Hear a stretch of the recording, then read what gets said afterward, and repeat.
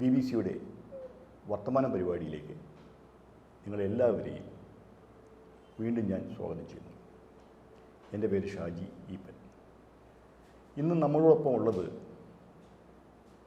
പ്രമുഖ സാമൂഹിക പ്രവർത്തകൻ, രാഷ്ട്രീയ നേതാവ്, ക്നാനായ കത്തോലിക്ക കോൺഗ്രസിൻ്റെ ഒരു കാലത്ത് പ്രസിഡൻറ്റും ജനറൽ സെക്രട്ടറിയൊക്കെ ആയിരുന്ന വഴിത്തലക്കാരൻ എരിവേലിക്കര തമ്പി സാറാണ്.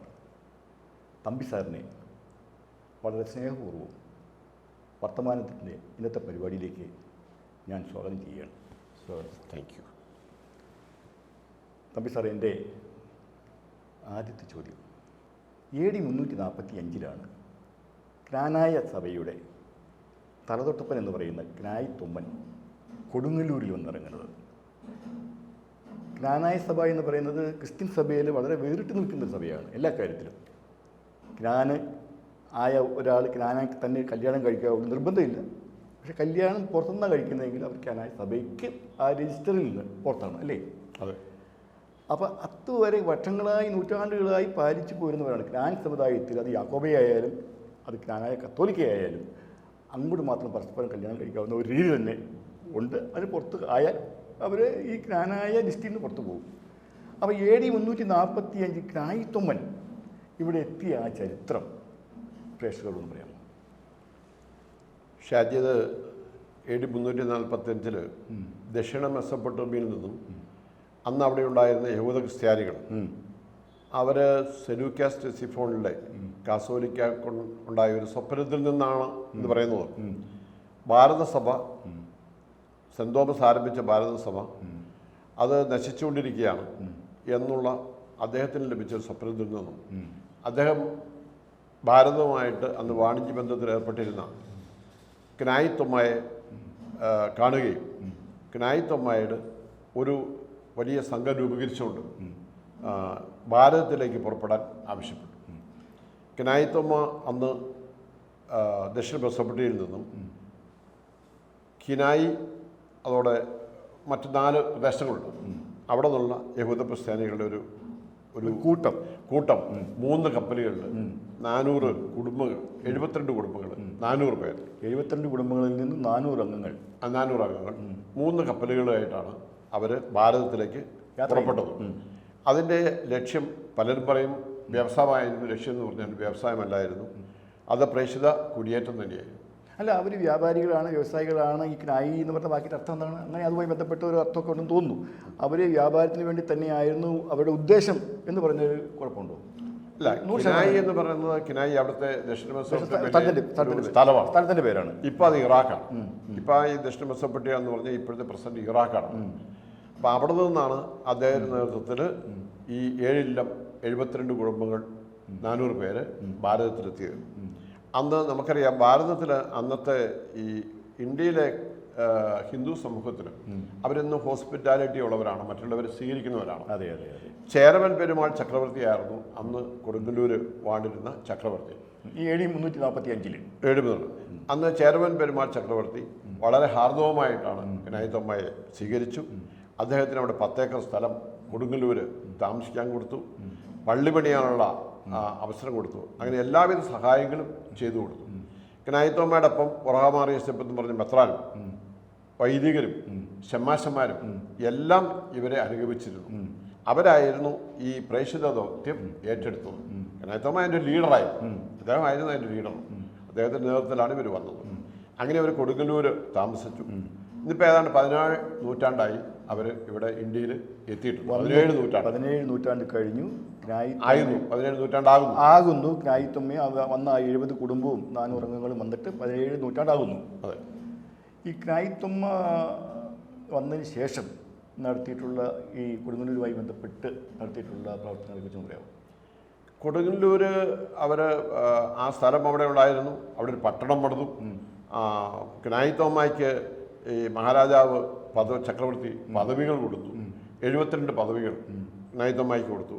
അപ്പോൾ ഈ ക്നായി തൊമ്മയിൽ നിന്ന് അന്ന് ക്നായി തൊമ്മയുടെ കൂടെ ക്രിസ്തീയ സമൂഹത്തിൻ്റെ സഭയിലോട്ട് ചേരുന്നവർക്കെല്ലാം ഈ 72 പദവികളുടെ ആനുകൂല്യം കിട്ടി. അതുതന്നെ ഇവിടെ കൂടുതൽ പേര് ക്രിസ്ത്യൻ സമൂഹത്തിൽ സമുദായത്തിനോട് ചേരാനുള്ള ഒരു അല്ല, ഞാൻ പ്രചോദനമായി. അന്ന് ചോദിക്കുന്ന അന്ന് കേരളത്തിൽ ഉണ്ടായിരുന്നിട്ടുള്ള ക്രിസ്ത്യാനികളൊന്നുണ്ട് ഇവിടെ ആദ്യ ഉണ്ടായിരുന്നുള്ള സഭ കേരളത്തിലുണ്ട്. അപ്പോൾ അതുകൂടാതെ തന്നെ ഹിന്ദുക്കളായിട്ടുള്ള ആളുകളൊക്കെ ക്നാനായ സഭയിൽ ചേർന്ന് വരുന്നു. ഇല്ല, ക്നാനായ സഭയിൽ ആരെയും ചേർക്കാൻ പറ്റില്ല.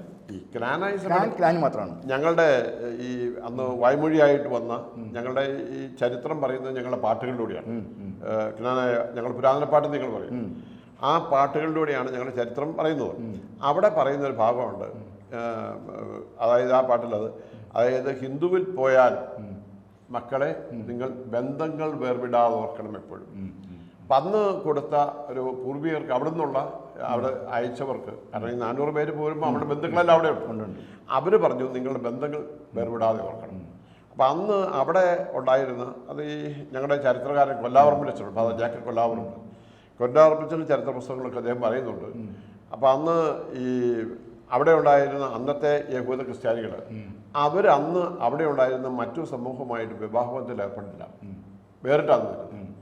ആ അവരുടെ കൂട്ടത്തിൽ ഇങ്ങോട്ട് പോകുന്നവരും ആ ഒരു കാര്യത്തിൽ അങ്ങനെ തന്നെ നിന്നു. അത് ഏതാണ്ട് 113 വർഷം കോട്ടയം ഉണ്ടായിരുന്നു. 70 കുടുംബങ്ങൾ പരസ്പരം കല്യാണം കഴിച്ച് പിന്നീടുണ്ടായ പരമ്പരയാണ് ഇപ്പോഴുള്ള ക്നാൻ യഥാർത്ഥത്തിൽ എന്ന് പറയുന്നത്. അതെ അതെ, യാതൊരു മാറ്റമില്ല. അതിനകത്ത് യാതൊരുവിധ മായം ചേർന്നിട്ടില്ല. ഇല്ല, പുറത്തുനിന്ന് ആരും വന്നിട്ടില്ല, ഒന്നുമില്ല. ഇല്ല. ഈ ക്നായിത്വം എന്ന് പറയുന്ന ലീഡർ 2 കല്യാണം കഴിച്ചാണോ? അത് ചരിത്രവസ്തുക്കളിലൊക്കെ ഇങ്ങനെ പറയുന്നത് വ്യക്തതയില്ല. ആക്ച്വലി അദ്ദേഹത്തിന് ഒരു ഭാര്യ ഉണ്ടായിരുന്നു. ആ സന്തതി വരുമ്പോൾ അദ്ദേഹത്തിൻ്റെ മാത്രമല്ലല്ലോ, അല്ലല്ല, ക്നായിത്തൊമ്മൻ്റെ സന്തതികളല്ല ഞങ്ങൾ. ക്നായിത്തൊമ്മൻ എന്ന് പറയുന്നത് ഈ 72 കുടുംബങ്ങൾപ്പെട്ട 400 പേരിൽ ഒരാളായിരുന്നു. അത് ഒരാളായിരുന്നു. അപ്പൊ ക്നായിത്തൊമ്മൻ്റെ ഒരു ഫാമിലി മാത്രമല്ല, ഈ 17 നൂറ്റാണ്ട് വരെ ഇങ്ങനെ വളർന്ന് വന്നിട്ടുള്ള ഒരു വലിയൊരു സംഭവമാണ്, അല്ലെങ്കിൽ സമൂഹമാണ് ക്നാനായ സഭ എന്ന് പറയുന്നത്. അതെ, 2 യാക്കോബയും മറ്റേ കത്തോലിക്കും 2. അതെ. കൊടുങ്ങല്ലൂരിന് വടക്കും തെക്കും തമ്മിൽ എന്തോ ചെറിയ ആ ഒരു അഭിപ്രായം അഭിപ്രായത്തില്ല, 2 രീതിയിലുള്ള ക്നാൻകാരുണ്ടെന്ന് പറഞ്ഞത്. അത് പറയുന്നത് ഈ അവിടുന്ന് വന്നിരുന്ന ക്നായിത്തൊമ്മയുടെ ലീഡർഷിപ്പിൽ വന്നിരുന്നവർ തെക്ക് ഭാഗത്ത് അല്ലാത്ത ഇവിടെ ക്രിസ്ത്യാനികളുണ്ടായിരുന്നു. പിന്നീട് ഇവർ അവിടുന്ന് കൺവേർട്ടറായിട്ടുള്ള പിന്നീട് ക്രിസ്ത്യൻ സമൂഹത്തിൽ വന്നവരുണ്ട്, സഭയിൽ ചേർന്നവരുണ്ട്. അവരെല്ലാം വടക്ക് ഭാഗത്തായിരുന്നു താമസിച്ചിരുന്നതാണ് പറയുന്നത്. അല്ല, ഈ വടക്ക് ഭാഗത്തുള്ളവർ ഒറിജിനൽ ക്നാനായക്കാരായിട്ട് അംഗീകരിക്കുന്നുണ്ടല്ലോ. ഇല്ല, ശരിക്കും ഒറിജിനൽ ക്നാൻ എന്ന് പറയുന്നത് തെക്കാണ്. അന്നാ വന്നതിൻ്റെ ഭാഗം. ശരി, അടുത്ത ചോദ്യം. ഈ ക്നാനായക്കാരെ എന്ന് പറയാൻ തുടങ്ങിയിട്ട് കുറച്ച് കാലമായി. അതേ ഉള്ളൂ. പണ്ടൊക്കെ ഒരു 60-70 വർഷം മുമ്പൊക്കെ തെക്കും ഭാഗം എന്ന് പറഞ്ഞു, തെക്കും ഭാഗം എന്നാണ് ക്നാനായക്കാരെന്നല്ല. ഇപ്പോഴാണ് ഈ ഒരു ക്നാൻ എന്ന് പറഞ്ഞാൽ ഇറാഖിലൊരു സ്ഥലമായതുകൊണ്ട് ആ സ്ഥലത്ത് നിന്ന് വന്നവരായതുകൊണ്ട് ക്നാൻ എന്ന് പറയുന്നത് മാത്രമേ ഉള്ളൂ. അതേ ഉള്ളൂ. അപ്പോൾ എൻ്റെ അടുത്ത ചോദ്യം, ഈ ക്നാനായ സഭയിൽ 2 യാക്കോബയുണ്ട്, കത്തോലിക്കരുണ്ട്. അതിൻ്റെ ഒരു ചരിത്രം എങ്ങനെയാണ്?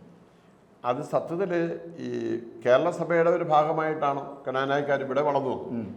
കൂനംകുരിശ് സത്യത്തോടുകൂടി ഈ കേരള സഭയിലൊരു പിളർപ്പുണ്ടായി. അന്ന് ഒരു വിഭാഗം പുത്തൻകോറ്റുകാരെന്ന് പറഞ്ഞ ജാക്കബയ ആയിട്ട് പോയി, അല്ലാത്തവർ റോമിന്റെ അധീനതയിൽ.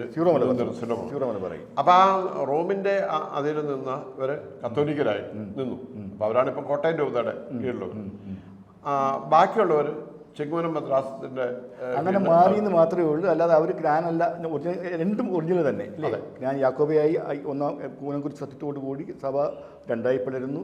ഒന്ന് പോപ്പിനെ അംഗീകരിക്കുന്നു, ഒന്ന് പോപ്പിനെ അംഗീകരിക്കുന്നില്ല. അത്രേ ഉള്ളൂ. പക്ഷേ അവർ ക്നാൻ തന്നെയാണ്. നിങ്ങൾക്ക് വിവാഹം അവരുമായിട്ട് നടത്താം. അവരുമായിട്ട് വിവാഹം നടത്തുന്നതിന് കുഴപ്പമില്ല. സീറോ മലബാറുമായിട്ട് പറ്റില്ല, വേറെ ആരുമായിട്ടും പറ്റില്ല. ഇല്ല, നടത്തിക്കഴിഞ്ഞാൽ നടത്തുന്നതിന് കുഴപ്പമില്ല, ക്നാനുണ്ടാവുകയില്ല. ഇതല്ല എൻ്റെ ചരിത്രം. അതെ, അങ്ങ് ക്നാനായ കത്തോലിക്ക കോൺഗ്രസിൻ്റെ ഗ്ലോബൽ പ്രസിഡന്റ് ആയിരുന്നിട്ടുണ്ട് അല്ലേ? അതെ, 2 തവണ ജനറൽ സെക്രട്ടറി. ഗ്ലോബൽ പ്രസിഡന്റ്, സഭയുടെ മൊത്തം പ്രസിഡന്റ്. ക്നാനായ കത്തോലിക്ക കോൺഗ്രസ് ഉണ്ടാക്കുന്ന സമയത്ത് അതിപ്പം 86 വർഷമായി. അത് chevalier V J Joseph Kandoth ആദ്യത്തെ പ്രസിഡന്റായിട്ടും Joseph Chazhikadan MLA general secretary ആയിട്ടാണ് ഈ പ്രസ്ഥാനം തുടങ്ങുന്നത്. അന്ന് അത് 1938 86 വർഷം മുമ്പ്. അത് തുടങ്ങുന്ന കാലഘട്ടത്തിൽ കേരളത്തിലെ ഈ ക്നാനായ കത്തോലിക്കരുണ്ടായിരുന്നു. അപ്പം അന്നത് ക്നാനായ കത്തോലിക്ക കോൺഗ്രസ് എന്ന് പറഞ്ഞുകൊണ്ട് അത് ആരംഭിച്ചു.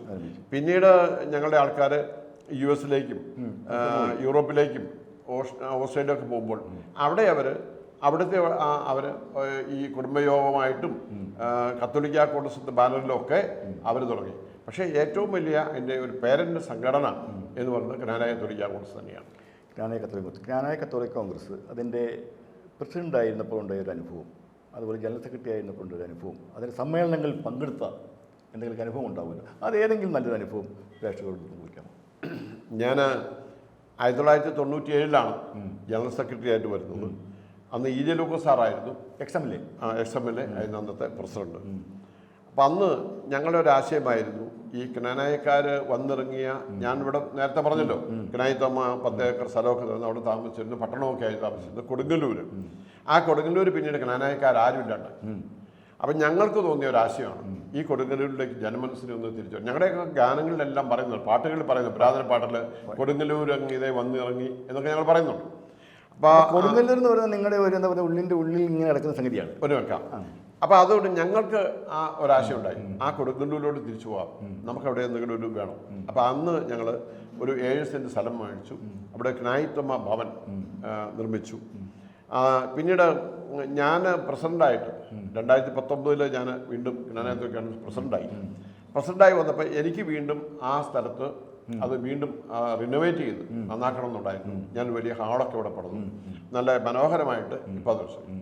അപ്പോൾ അങ്ങനെ വന്നപ്പോൾ കോട്ടയം രൂപതയും ശ്രദ്ധ അങ്ങോട്ട് ഉപയോഗിച്ചു. ഇപ്പോൾ രൂപത ഇപ്പോൾ അതിനോട് ചേർന്ന് ആ കോട്ടപ്പുറത്ത് കോട്ട മ്യൂസിയത്തിനോടൊക്കെ അനുബന്ധിച്ച് 60 സെൻറ്റ് സ്ഥലം വാങ്ങി ഓർമ്മക്കൂടാരം എന്ന പേരിൽ അവിടെ ഒരു വലിയ മ്യൂസിയം ഒക്കെ രീതിയിൽ അവിടെ പണി. കൊടുങ്ങല്ലൂർ തമ്പി സാറ് കോളേജിൽ പഠിക്കുന്ന കാലത്ത് KCയുടെ, അതായത് കേരള കോൺഗ്രസിൻ്റെ വിദ്യാർത്ഥി സംഘടന KCയുടെ ഇടുക്കി ജില്ലാ പ്രസിഡൻ്റായിരുന്നു. നന്നായി പ്രസംഗിക്കുന്ന ആൾ, മികച്ച സംഘാടകൻ. പക്ഷെ പിൽക്കാലത്തൊന്നും ആ വലിയൊരു രാഷ്ട്രീയത്തിലേക്ക് താങ്കളെ കണ്ടിട്ടില്ല. ഒരുപക്ഷെ ജോലി കിട്ടിപ്പോയത് കൊണ്ടാണെന്ന് അറിയില്ല. ഒരു രാഷ്ട്രീയ രംഗത്ത് വലിയ പിൽക്കാലത്ത് സജീവമായില്ല. വാസ്തവത്തിൽ സജീവമായി വളർന്നു പറയേണ്ട ഒരു നേതാവായിരുന്നു. പല കാരണങ്ങളുണ്ട്. ഒന്ന്, നല്ല മികച്ച സംഘാടകനാണ്, മികച്ച പ്രാസംഗികനാണ്, സത്യസന്ധനാണ്, ഒരുപാട് ക്വാളിറ്റിയുള്ള തമ്പി സാറിന് എന്തുകൊണ്ടാണ് പിൽക്കാലത്ത് രാഷ്ട്രീയത്തിൽ കാണാതെ പോയത്? അത് ഞാൻ കോളേജ് പഠിക്കാൻ വരുന്നതിന് മുമ്പ് തന്നെ കേരള കോൺഗ്രസ് ഉണ്ടാകുമ്പോൾ തന്നെ KN ജോർജും CA മാത്യു ഒക്കെ അവർക്കായിരുന്നു ആദ്യകാല നേതാക്കന്മാർ. ഈ 15 പേര് ശങ്കർ മന്ത്രിസഭയിൽ നിന്ന് പിരിഞ്ഞ് കേരള കോൺഗ്രസ് രൂപം കൊള്ളുന്നു. KN ജോർജ് സാറായിരുന്നു എൻ്റെ നേതാവ്. അപ്പം അങ്ങനെ എൻ്റെ പിതാവ് ഇവരുടെ എല്ലാം വലിയൊരു ആരാധകനാണ്. KN ജോർജിൻ്റെയും KM മാണിയുടെയും ജോസഫ് ചാഴികാടൻ്റെയും RB പിള്ളയുടെയും ഒക്കെ ഒരു നേതാവായി. അപ്പം അങ്ങനെ ആ ഒരു എൻ്റെ മനസ്സിലത് കിടപ്പുണ്ട്.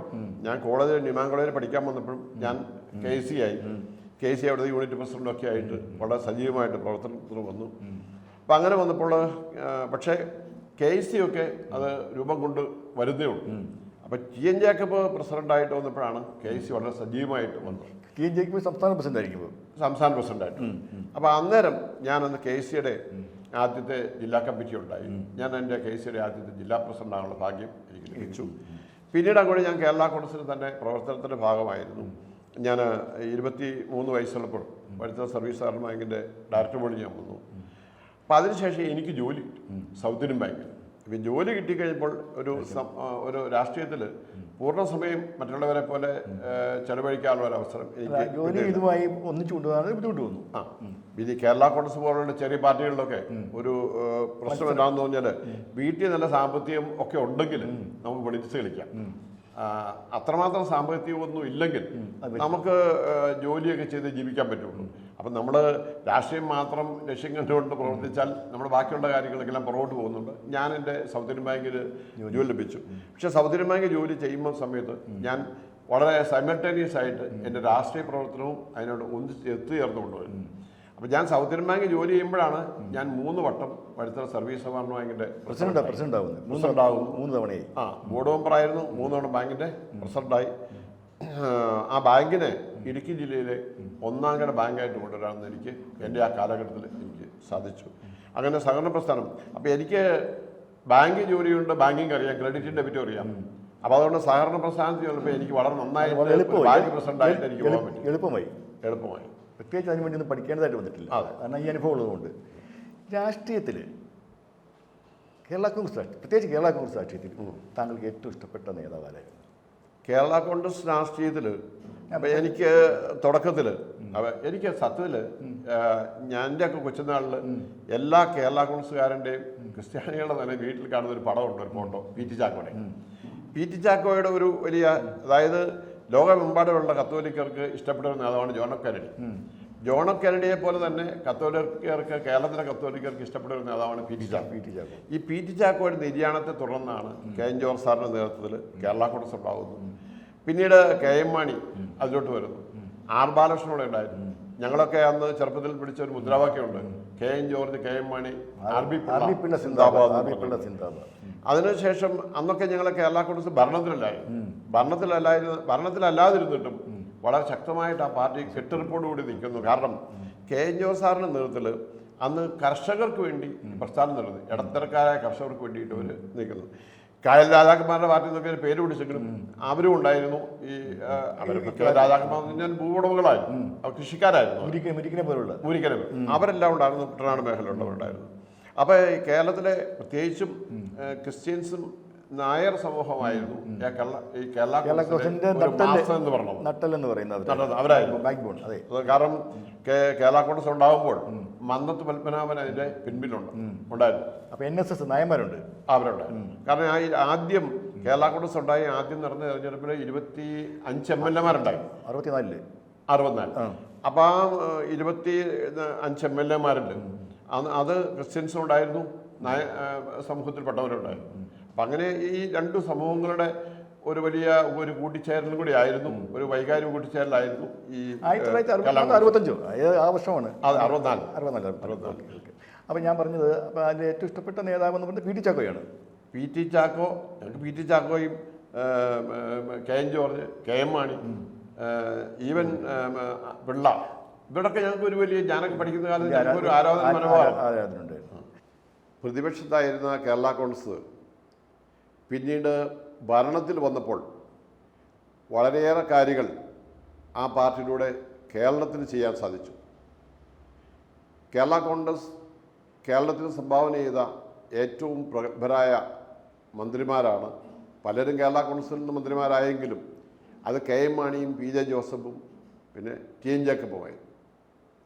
അതിൽ ബുദ്ധികൂർമ്മതയോടുകൂടി വളരെയേറെ കാര്യങ്ങൾ കേരള സമൂഹത്തിന് ചെയ്തത് പ്രിയങ്കരനായ പി ജെ ജോസഫ് സാറാണ്. എനിക്ക് 1971 ഞാൻ ന്യൂമാൻ കോളേജിൽ പഠനത്തിൽ വന്നപ്പോൾ മുതൽ ജോസഫ് സാറുമായിട്ടുള്ള ബന്ധമുണ്ടായിരുന്നു. ജോസഫ് സാറുമായിട്ട് പല കാര്യങ്ങളിലും അടുത്തിടപെട്ടു. വലിയൊരു ആത്മബന്ധം സാറുമായിട്ട് എനിക്കുണ്ടായിരുന്നു. പി ജെ ജോസഫ് സാറ് അനേക വകുപ്പുകൾ കൈകാര്യം ചെയ്തെങ്കിലും നമുക്കറിയാം, പൊതുമരാമത്ത് വകുപ്പ് മന്ത്രിയായിരുന്നപ്പോൾ നമ്മുടെ റോഡ് വികസനത്തിലൂടെ നമ്മുടെ നാടിന് ഒത്തിരി ഉപകാരങ്ങൾ ചെയ്തു. റവന്യൂ മന്ത്രിയായിരുന്നപ്പോൾ ഒത്തിരി മാറ്റങ്ങൾ ആ വകുപ്പിൽ അദ്ദേഹത്തിന് കൊണ്ടുവരാൻ സാധിച്ചു. ഭവന നിർമ്മാണ വകുപ്പ് മന്ത്രിയായിരുന്നപ്പോൾ ഒത്തിരിയേറെ കാര്യങ്ങൾ, മാറ്റങ്ങൾ ആ വകുപ്പിൽ കൊണ്ടുവരാൻ സാധിച്ചു. പക്ഷേ കേരള സമൂഹം അറിയുന്നുണ്ടോ ഇല്ലയോ എന്ന് എനിക്കറിയുന്നില്ല, അദ്ദേഹം കോളേജുകളിൽ നിന്നും പ്രീ ഡിഗ്രി ഡീലിംഗ് ചെയ്ത് +2 സ്കൂളുകളിലേക്ക് കൊണ്ടുവന്നപ്പോൾ ഒരു വലിയ മാറ്റം കേരളത്തിലെ വിദ്യാഭ്യാസ രംഗത്ത് അതിലൂടെ കൊണ്ടുവരാൻ സാധിച്ചു.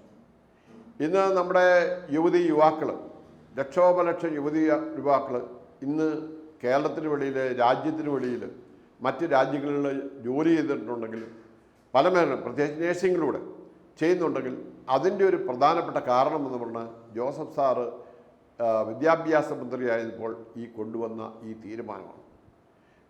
ജോസഫ് സാറിലൂടെ കേരള സമൂഹത്തിന് ഒരുപാട് മാറ്റങ്ങളും നേട്ടങ്ങളും കൈവരിക്കാൻ സാധിച്ചു എന്നുള്ളതാണ് ഏറ്റവും വലിയൊരു കാര്യം. ജോസഫ് സാറിനെ എനിക്കെന്നും നന്ദിയോടെ ഓർക്കാൻ പറ്റുള്ളൂ. കേരള സമൂഹവും നന്ദിയോടെ തന്നെ ജോസഫ് സാറിനെ ഓർക്കണം. കാരണം ജോസഫ് മുണ്ടശ്ശേരിക്ക് ശേഷം കേരളം കണ്ടതിൽ ഏറ്റവും പ്രഗത്ഭനായ വിദ്യാഭ്യാസ മന്ത്രിയാണ് പി ജെ ജോസഫ് സാർ. തീർച്ചയായിട്ടും കേരള സമൂഹം അദ്ദേഹത്തെ ആദരിക്കണമെന്നാണ് എനിക്ക് എന്നെ പറയാം. രാഷ്ട്രീയത്തിൽ നിന്ന് മാറിക്കഴിഞ്ഞാൽ, ഇപ്പോൾ രാഷ്ട്രീയത്തിൽ സാറ് സജീവമാകാതെ വന്നതിൻ്റെ ഒരു പ്രധാനപ്പെട്ട കാരണം ജോലി കിട്ടിപ്പോയതാണ്.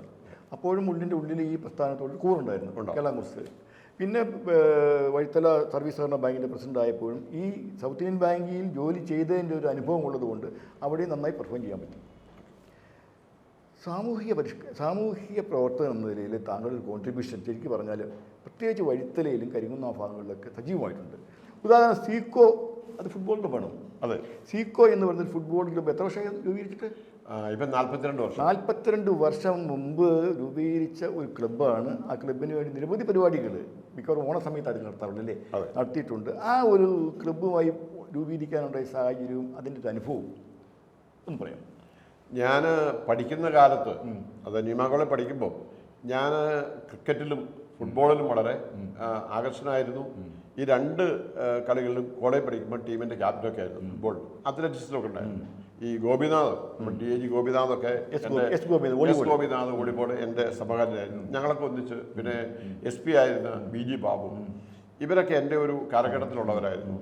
അപ്പം ഞാൻ ഫുട്ബോളിലും ക്രിക്കറ്റിലും വളരെ സജീവമായിരുന്നു. ഞാൻ പിന്നീട് വഴുത്തല വന്നു. എൻ്റെ സ്വന്തമായിട്ട് പാരലൽ കോളേജ് തുടങ്ങി. വഴുത്തല സുഖമായി എന്ന് പറഞ്ഞു പാരലൽ കോളേജ് തുടങ്ങി. അപ്പോൾ ആ വഴുത്തല സമൂഹത്തിൻ്റെ ഒരു ഭാഗമായിട്ട് നിന്നപ്പോഴും ഞാൻ വഴുത്തലയിൽ ഈ 82-ൽ ഈ അന്ന് വേൾഡ് കപ്പ് ഉണ്ടാവും ഫുട്ബോളിൽ. അപ്പോൾ അന്ന് അവിടുത്തെ ചെറുപ്പക്കാരെല്ലാം പറഞ്ഞു നമുക്കൊരു ഫുട്ബോൾ ക്ലബ്ബ് വേണമല്ലോ എന്ന് പറഞ്ഞപ്പോൾ പേരിട്ടത് അന്നത്തെ ലോകത്തിലെ ഏറ്റവും ഇന്നത്തെ മെസ്സിയെ പോലുള്ള സീക്കോയാണ്. സീക്കോയുടെ പേരിലാണ് ഞങ്ങളുടെ ആ ക്ലബ്ബ് തുടങ്ങിയത്. ഫുട്ബോൾ താരത്തിൻ്റെ പേരിൽ ക്ലബ്ബ് തുടങ്ങി. പക്ഷെ വളരെ ഞങ്ങൾ എല്ലാ വർഷവും കളികൾ തുടങ്ങുന്നു. ഓരോ വർഷവും മെച്ചപ്പെട്ടുകൊണ്ടത് ഏറ്റവും ദിവസം ഫ്ലറ്റിലായിരുന്നു ഈ കളികൾ നടന്നുകൊണ്ടിരിക്കുന്നത്. അതിനിടയ്ക്ക് ഈ ക്ലബ്ബ് ഫുട്ബോൾ മാത്രമല്ല, ഞങ്ങൾ കാക്കൂരിൽ നിന്നുള്ള നടക്കുന്നതല്ല കാളവണ്ടി ഓട്ട മത്സരം 2 തവണ ഞങ്ങൾ പഠിത്തം നടത്തി. ഗജമേള 2 തവണ ഞങ്ങൾ നടത്തി. ഞങ്ങൾ നടത്തിയതിൻ്റെ ചുവട് പിടിച്ചാണ് പിന്നീട് ഗാന്ധി സ്റ്റഡി സെൻറ്റർ ഈ കാളവണ്ടി ഓട്ട മത്സരവും ഈ ഗജമേളയും ഒക്കെ പിന്നീട് നടന്നത്. ആദ്യം ഇതെല്ലാം ഇടുക്കി ജില്ലയിൽ നടത്തിയത് ഈ സീക്കോ ക്ലബ്ബാണ്. അപ്പം ഫുട്ബോൾ മാത്രമായിരുന്നില്ല. പിന്നെ ഒരു സന്തോഷം എന്ന് പറഞ്ഞാൽ ഞങ്ങൾ ഈ ISL ആരംഭിച്ചപ്പോൾ അപ്പം ഞങ്ങളുടെ ക്ലബ്ബിലെ പിള്ളേരൊക്കെ പറയുമായിരുന്നു ഈ സീക്കോയുടെ പേരിലൂടെ ഒരു ക്ലബ്ബുണ്ട്, ഈ സീക്കോ അറിയുന്നില്ല എന്ന് പറഞ്ഞു. അപ്പം ഞാൻ പറഞ്ഞു എന്തെങ്കിലും നമുക്ക് അറിയിക്കാനുള്ള ഒരു ഭാഗ്യം നമുക്കുണ്ടാവും. അപ്പോൾ ഈ ISL വന്നപ്പോൾ ഗോവയുടെ കോച്ചായിട്ട് സീക്കോ വന്നു. അപ്പോൾ അദ്ദേഹം ഈ ആദ്യത്തെ ISL ഈ എറണാകുളത്ത് വന്നപ്പോൾ ഞാൻ എൻ്റെ അന്നത്തെ ക്ലബ് സെക്രട്ടറി കസ്റ്റംസിലെ ഡെപ്യൂട്ടി കമ്മീഷണറായിരുന്നു. അപ്പം മുരളി മുഖേന ഞങ്ങൾ ബന്ധപ്പെട്ടപ്പോൾ ഞങ്ങൾക്ക് സീക്കോ അന്നേരം അപ്പോയിൻമെൻറ്റ് തന്നു. സീക്കോയ്ക്ക് ഭയങ്കര അത്ഭുതമായിരുന്നു. എറണാകുളത്ത് ഞങ്ങൾ ചെയ്തപ്പോൾ എൻ്റെ പേരിൽ ഇന്ത്യയിലെ ഒരു ഗ്രാമത്തിൽ 10-36 വർഷമായിട്ട് ഒരു ഫുട്ബോൾ ക്ലബ്ബ് ഉണ്ടെന്ന് അദ്ദേഹത്തിൻ്റെ ഒരു വലിയ അത്ഭുതമാണ്. അദ്ദേഹം ഞങ്ങളുടെ ക്ലബ് അംഗങ്ങളുമായിട്ട് നിന്ന് 2 ദിവസം ഫോട്ടോയും അന്ന് വലിയൊരു കവറേജ് മാധ്യമങ്ങളിലെല്ലാം ഇതിനെപ്പറ്റി ഉണ്ടായിട്ടുണ്ട്. അപ്പം അങ്ങനെയാണ്. പക്ഷേ ആ ക്ലബ്ബ് ഒരുപാട് ഫുട്ബോൾ താരങ്ങളെ ജില്ലാതലത്തിൽ ഒരുപാട് പേർക്ക് ആ ക്ലബ്ബുകളിലൂടെ പോലീസിലും എല്ലാം ജോലി ആ ക്ലബ്ബ് ഭംഗിയായി നിൽക്കുന്നു ഉണ്ട്. എൻ്റെ ചോദ്യം, ഇതിനൊക്കെ പകർന്നു നൽകിയ ഒരു ധൈര്യമുണ്ടല്ലോ, ഒരു ഊർജം, മുൻകൈ എടുക്കാനായിട്ട് തോന്നുവാനുണ്ടായ ഒരു മനസ്സ്, അവിടെ നഷ്ടോ കോട്ടമോ വരുംവരായി ഒന്നും നോക്കിയിട്ടില്ല തമ്പി സാറ് മുമ്പിലുണ്ടോ കാര്യങ്ങൾ ഭംഗിയാവും എന്ന് തന്നെ അവിടെയുള്ള ആളുകൾ പറയുന്ന രീതിയിലേക്ക് കാര്യങ്ങൾ മാറിയത് തമ്പി സാറിൻ്റെ ഒരു പ്രവർത്തന രീതിയാണ്. അത്ര ഒരു രീതിയിലേക്ക് താങ്കൾ എത്തുവാനുണ്ടായ ഒരു കാര്യം, ഒരു ധൈര്യം, ഒരു ആത്മവിശ്വാസം ഉണ്ടാകാനുണ്ടായ സാഹചര്യം കാര്യം എന്താണ് എന്ന് പറയാമോ? അവിടെ അത് ഒന്ന് നമ്മളിലൊരു സിൻസിയറിറ്റി ഉണ്ടായി. നമ്മൾക്കൊരു സിൻസിയറിറ്റി ഉണ്ടെന്ന് നാട്ടിലുള്ളവർക്ക് ബോധ്യമാണ്. അപ്പം നമ്മളെ രക്ഷപ്പെടുന്നത് നമ്മുടെ പേഴ്സണലായിട്ടുള്ള ബെനിഫിറ്റിന് അല്ലെങ്കിൽ സാമ്പത്തിക നേട്ടത്തിനല്ല എന്ന് കാലങ്ങളിലൂടെ എനിക്ക് തെളിയിക്കാൻ സാധിച്ചു. അപ്പം അതുകൊണ്ട് തന്നെ നമ്മളിപ്പം 2 ലക്ഷത്തിൻ്റെ ഒരു പരിപാടി ഏറ്റെടുക്കുമ്പോഴും ഞങ്ങളുടെ ക്ലബ്ബിൽ ഒരു മേശ മാത്രമേ കാണൂ, 5 പൈസ കാണില്ല. പക്ഷേ ഞങ്ങൾ ആ 2 ലക്ഷത്തിൻ്റെ പരിപാടി നടത്തും. 5 ലക്ഷത്തിൻ്റെ പരിപാടി ഞങ്ങൾ ഏറ്റെടുക്കുന്ന ആ 5 ലക്ഷത്തിൻ്റെ പരിപാടി നടക്കും.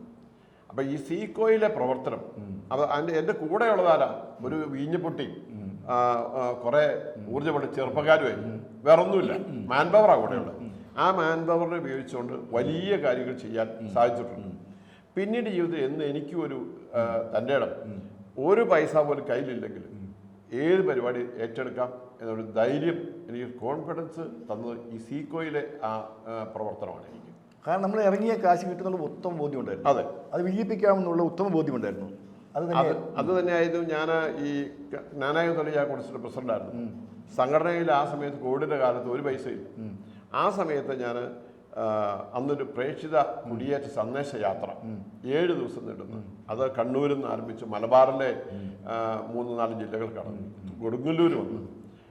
ഏറ്റവും അവസാനം ഓരോ ദിവസവും ആയിരങ്ങളുടെ സ്വീകരണം ഏറ്റിക്കൊണ്ട് ഒരു വലിയ സംഭവമാക്കി മാറ്റിക്കൊണ്ട് 7 ദിവസം ഒരു യാത്ര നടത്താം.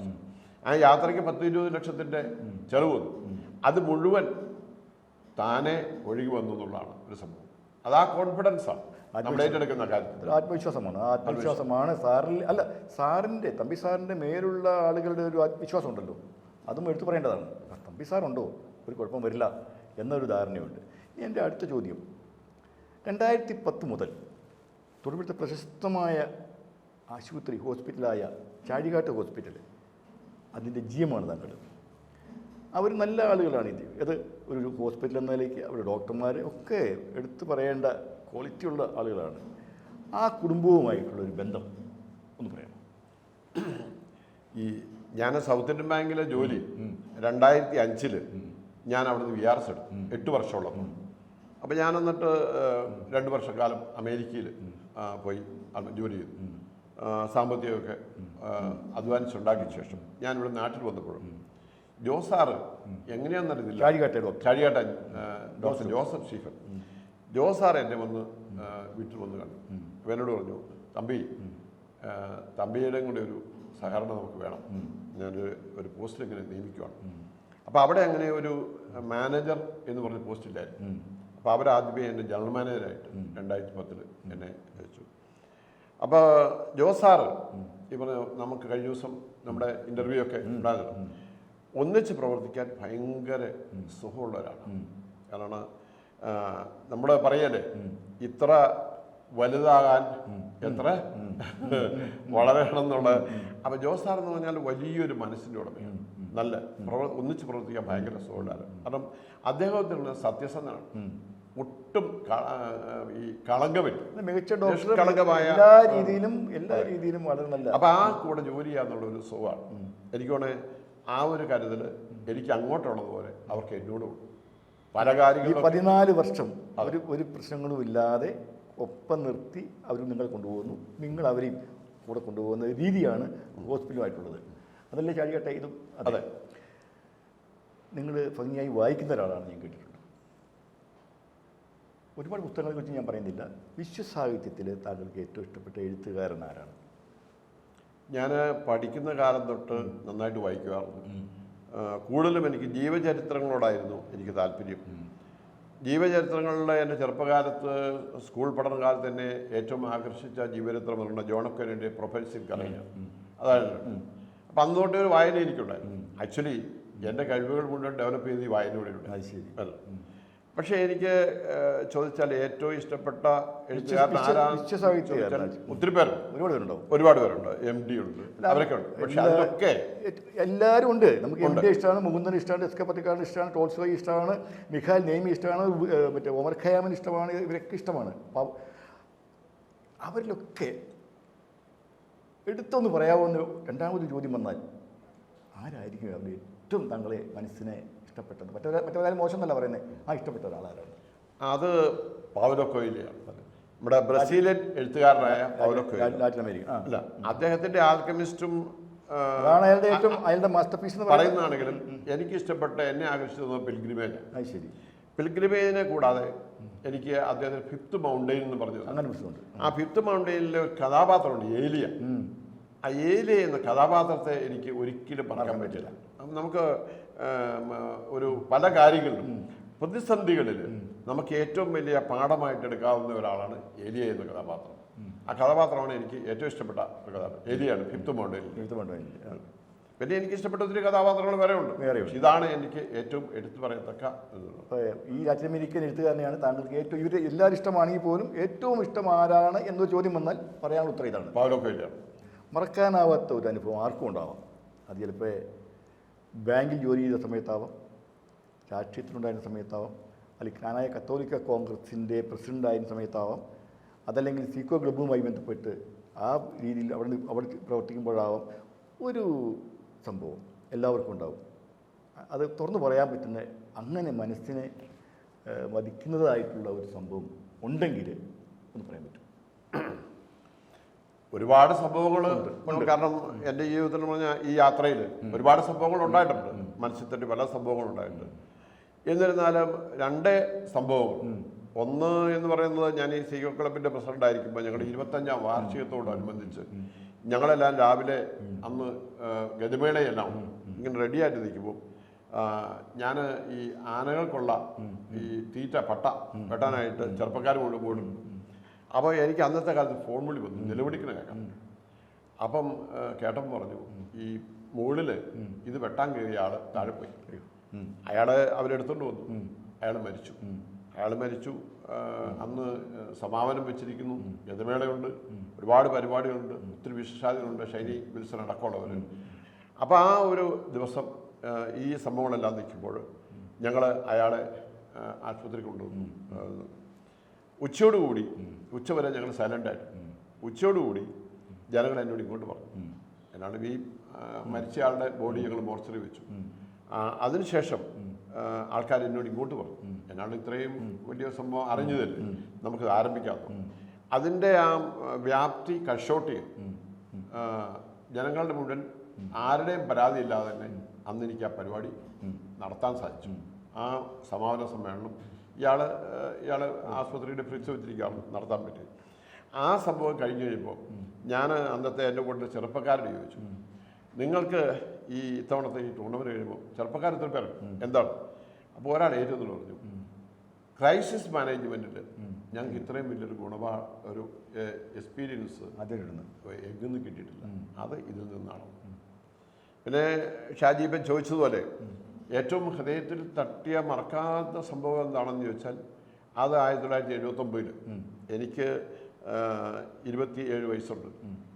ഞാൻ വീട്ടിലെ 8-9 പേരിൽ ഏറ്റവും മൂത്തയാളാണ്. എൻ്റെ അമ്മ 47ാമത്തെ വയസ്സിൽ, അമ്മയ്ക്ക് അന്ന് 47 വയസ്സുണ്ട്. അപ്പോൾ ഒരു ഓപ്പറേഷനിൽ വന്ന് ഒരു ചെറിയ പിഴവോടും അമ്മ അന്ന് അമ്മയെ നഷ്ടപ്പെടുന്നു. ആ രാത്രിയാണ് അമ്മയെ നഷ്ടപ്പെട്ട 1979 ഫെബ്രുവരി മാസം 11-ാം തീയതി. അപ്പോൾ അമ്മ മരിക്കുമ്പോൾ ഞാനും എൻ്റെ ഒരു അഞ്ചനും എൻ്റെ അമ്മയുടെ ജ്യേഷ്ഠത്തിൽ ഉണ്ടായിരുന്നു, കൊട്ടിയത്ത് വെച്ചായിരുന്നു. ജീവിതത്തിൽ മറക്കാൻ പറ്റാത്ത ഒരു രാത്രി ആയിരുന്നു.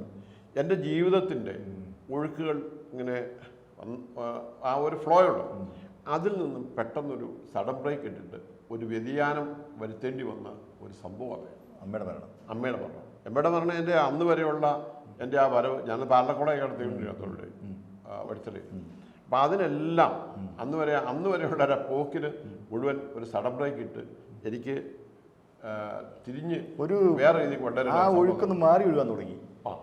ഒരു വഴിത്തിരിവ് പെട്ടെന്ന് ജീവിതത്തിലുണ്ടായ ഒരു എന്താ പറഞ്ഞ ഒരു പ്രതിസന്ധി അല്ലെങ്കിൽ ഒരു പ്രത്യാഘാതം, അമ്മയുടെ മരണം മൂലം ഇനി എന്ത് ചെയ്യും? കാരണം ഒരു ഒഴുക്കിന് മുമ്പോട്ട് ഒഴുകുന്ന ഒരു ഒഴുക്കിന് വലിയ തടസ്സം വരുവാണ്. അതാണ് ജീവിതത്തിൽ മറക്കാനാവാത്ത ഒരു സംഭവം, അല്ലെങ്കിൽ അനുഭവം എന്ന് പറയാനുള്ളത് അല്ലേ? ഈ കുടുംബം ഒരുപക്ഷെ ആ സംഭവമില്ലായിരുന്നുണ്ടല്ലോ, ഞാൻ ഉദ്ദേശിച്ച പോലെ ഡൽഹിയിൽ പോയി LLB ഒക്കെ കഴിഞ്ഞ് വേറെ രീതിയിലോട്ട് മാറിപ്പോയി. ഒരുപക്ഷെ ഞാൻ ഈ ജ്ഞാനായ തൊഴിലാ കോൺഗ്രസിന്റെ പ്രസിഡന്റും വഴിത്തല ബാങ്കിന്റെ പ്രസിഡന്റ് ആകില്ലായിരുന്നു. ഇതെല്ലാം നിമിത്തമായത് ഈ അമ്മയുടെ മരണം വന്നപ്പോൾ ഞാൻ ഇവിടെ നിൽക്കാൻ നിർബന്ധിതനായി എന്നുള്ളതാണ്. അല്ലെങ്കിൽ ഇതൊന്നും ഉണ്ടായില്ല, വേറെ രീതിയിലായിരുന്നു. അത് വേറെ രീതി മാറിപ്പോയേനെ. അല്ല, എല്ലാവർക്കും അങ്ങനെയാണ്. അവിസ്മരണീയമായ സംഭവം അവിചാരിതമായി സംഭവിക്കുന്നത് പെട്ടെന്ന് വഴിത്തിരിവായി മാറുന്നു. ഇതൊക്കെ ആരെ പരിശോധിച്ചാലും അവർക്കൊക്കെ ഉണ്ടാവും. ഇനി തമ്പി സാറിൻ്റെ കുടുംബത്തിലെ കാര്യങ്ങളോട് കൂടി പറഞ്ഞിട്ട് നമുക്ക് ഈ ചർച്ച അവസാനിപ്പിക്കാം, ഈ അഭിമുഖം അവസാനിപ്പിക്കാം. വീട്ടിൽ ഭാര്യ എന്ന് പറയുന്ന മക്കൾ ആരൊക്കെ? ഞാൻ പറഞ്ഞല്ലോ, അമ്മയുടെ മരണത്തിന് ശേഷം ഞാൻ 8 പേരുണ്ട്. അപ്പം ഞാൻ ജോലിയില്ലാത്ത ഒരു പെൺകുട്ടിയാണ് എന്നോടൊപ്പം ചേർന്നത്. ഞാൻ എന്തോ ആഗ്രഹിച്ചോ, ഞങ്ങളുടെ കുടുംബം എന്താ ആഗ്രഹിച്ചു, അത് മുഴുവൻ അവളിലൂടെ നിറവേറി. അവരുടെ എല്ലാം കാര്യങ്ങൾ നോക്കി ഒരു നല്ല കുടുംബിനിയായിട്ട് അവള് ഒരു അമ്മയുടെ റോളി വന്നു. അമ്മയാണ് കുടുംബത്തിന്റെ വിളക്കായി. ഇപ്പം നാട്ടുകാർക്ക് പോലും, ഞങ്ങളുടെ ക്ലബിലെ പിള്ളേർക്കൊക്കെ അത്രമാത്രം കാര്യമാണ്, നമ്മളോടൊപ്പം നിൽക്കുന്നു. അപ്പം ഞാൻ ഏറ്റെടുക്കുന്ന കാര്യത്തിൽ എപ്പോഴും എൻ്റെ കൂടെ ഉണ്ട്. അവർക്ക് അവരുടേതായ സ്വന്തമായിട്ട് പ്രത്യേകിച്ചൊന്നും എല്ലാം നമ്മുടേതാണ്, ഒന്നായിട്ട് പോകുന്നു. മക്കളെ മൂത്തയാൾ സൗത്ത് ഇന്ത്യൻ ബാങ്കിൽ ജോലി ചെയ്യുന്നു. അവരുടെ ഹസ്ബൻഡ് ഇവിടെ സെക്രട്ടേറിയറ്റ് അസിസ്റ്റൻ്റാണ് തിരുവനന്തപുരത്ത്. രണ്ടാമത്തെ ആൾ ദുബായിൽ ദേവയിൽ എഞ്ചിനീയറാണ്. അവൻ്റെ ഭാര്യ നേഴ്സാണ്. മൂന്നാമത്തെ ആൾ പെൺകുട്ടി, അവിടെ ഇന്റലിജൻസ് ബ്യൂറോയിലാണ്. അവിടെ മദ്രാസ് ചെന്നൈ എയർപോർട്ടിലെ ഇമിഗ്രേഷൻ ഓഫീസറാണ്. അവളുടെ ഹസ്ബൻഡ് കാനറ ബാങ്കിൻ്റെ ഓഫീസറാണ്. അപ്പം അങ്ങനെ അവർക്ക് എല്ലാ 3 പേർക്കും മക്കളൊക്കെ ഉണ്ട്. അപ്പം ഇവരുമായിട്ടും ഞാൻ എൻ്റെ തിരക്കിനെല്ലാം ഇടയ്ക്ക് ഈ കുട്ടികളെ ശ്രദ്ധിക്കാനും അവരുടെ കൊച്ചുകുട്ടികളെ ശ്രദ്ധിക്കാനും ഒക്കെ ഞാൻ സമയങ്ങളുണ്ട്. അവരോടൊക്കെ ലോഹ്യം സ്ഥാപിച്ചാണ് ഞാൻ മുന്നോട്ട് പോകുന്നത്. എൻ്റെ സഹോദരങ്ങളുമായിട്ട് ഞാൻ ആ ബന്ധം കീപ്പ് ചെയ്യുന്നുണ്ട്. എല്ലാവരുമായിട്ട് ഒരേപോലൊരു ബന്ധം. വളരെ നന്ദി തമ്പിസ്താർ BBC പരിപാടിയിൽ സഹകരിച്ചതിന് ഒരുപാട് നന്ദി. Thank you very much. Thank you mister Shaji. Thank you.